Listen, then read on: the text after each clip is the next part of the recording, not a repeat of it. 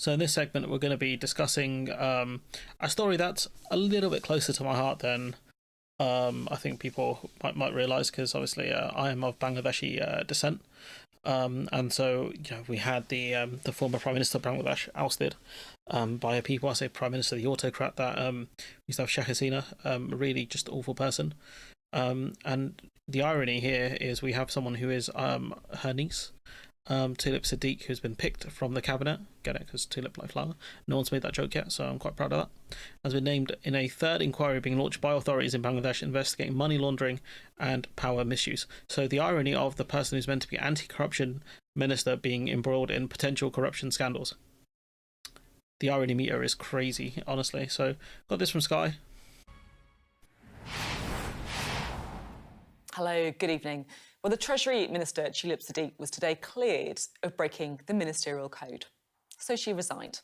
Now, if you're thinking, hang on, that is not how these things usually go, well, you'd be right. But in this extraordinary story involving everything from Bangladesh's deposed Prime Minister to a string of properties across North London, things are not quite what they seem. Now, we'll try to fully explain Tulip Sadiq's connections to her aunt and her ousted political party in Bangladesh on the programme tonight. But really the key to understanding the conundrum of why she was cleared and then resigned is to look at the letter from Sir Laurie Magnus, the Prime Minister's advisor on standards. Yes, he cleared her of breaching the ministerial code. But if you just look at the conclusion, it says this: given the nature of Ms Sadiq's ministerial responsibilities, it's regrettable that she was not more alert to the potential reputational risks, both to her and the government, arising from her close family's association with Bangladesh. I would not advise that this shortcoming should be taken as a breach of the ministerial code, but you will want to consider her ongoing responsibilities in the light of this. So, not a technical breach of the code, but I think we all know what Sir Laurie is getting at.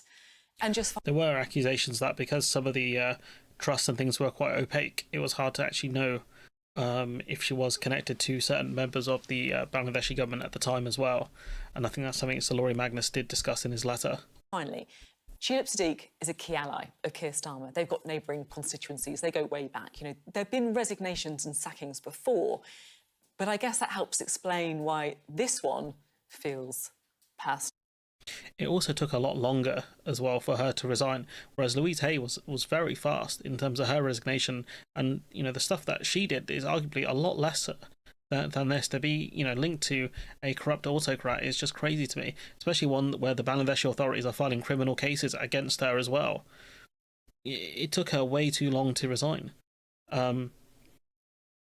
It seems off, especially when she actually benefited from this. So Tulip Sadiq resigns. In the Sunday Times over the weekend, the leader of Bangladesh demanded anti-corruption minister apologises for using property gifted to her and her family by her aunt's regime. She received a gift via an offshore Panama Papers trust.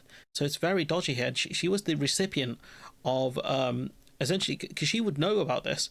She would know how corrupt the leader of Bangladesh is, and she directly benefited from essentially the money of a very poor nation, a very impoverished nation. She benefited from that.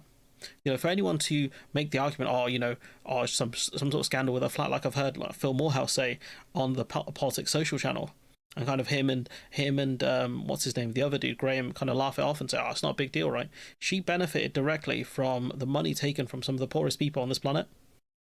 That's the person she is. That's what the situation is. It's not some minor corruption scandal. We'll discuss details, specifics in a second about this flat. But point being is, this is not some minor story here. This is a major thing, in my opinion at least. And maybe this story is a bit too personal, but for these guys to kind of laugh it off and say it's a minor thing, it's not. If it was the Tories that did this, they'd be all over this, talking about how corrupt it is and whatever. But they've taken money, effectively siphoned money from some of the poorest people on this planet, and use that money to kind of reward her family members abroad.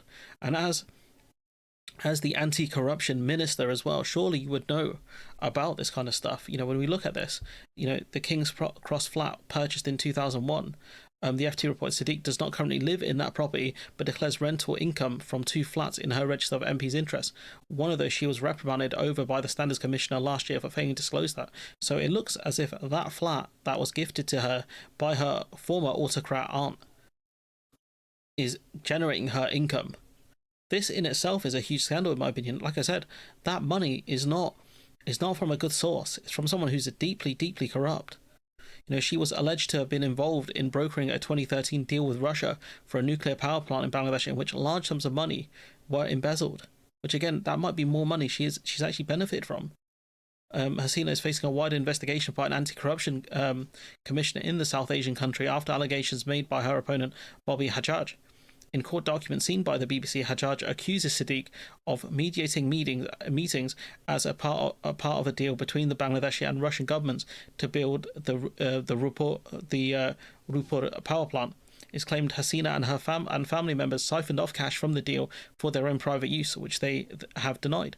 And she's, I don't know if she benefited directly from this deal, but her family have benefited from offshore money that's come from Bangladesh. She has been an MP for a while, since 2015. This power plant, was involved in 2013, so she wasn't even an MP by the looks of it, even back then. So she was involved as a councillor. So what was a councillor doing, helping negotiate a deal over a power plant? It doesn't make sense, does it? On the face of it, there's something deeply wrong here.